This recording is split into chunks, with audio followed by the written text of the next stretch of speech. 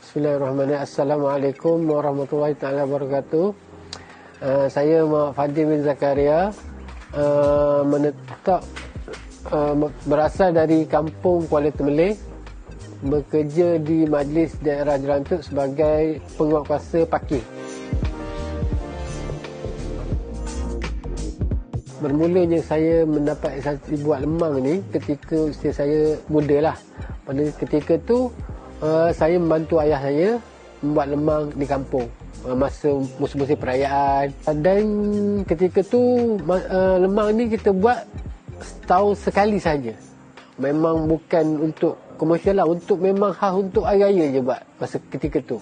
Kemudian saya berpindah ke Bandar Jerantuk. Ketika tu saya bekerja di Tembing Kerah. Saya dapat berkongsi sikit dengan pengalaman dengan Cik Muhammad untuk membuat lemang ni lah. Selepas saya mendapat kepakaran untuk membakar lemang dan juga tuam nega, perbezaan kehidupan tu dia bertambah baik daripada dulu. Dulu dengan sekarang memang jauh beza lah, bertambah baik lah maknanya. Walaupun saya bekerja di kaki tangan kerajaan, tapi saya masih ada masa untuk membuat lemang tu. Untuk modal permulaan dia boleh dikatakan agak tinggi sikit lah untuk permulaan kan.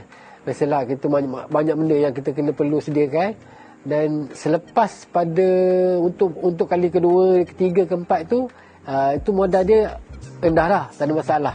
Untuk modal tu lah. Untuk kali pertama je memang modal dia tinggi. Harapan saya pada perniagaan saya ni, moga-moga dapat membuka satu restoran atau program di mana kita dapat membantu anak-anak muda lain supaya dapat bekerja dengan kita dan juga keluarkan lemang yang banyak setiap hari.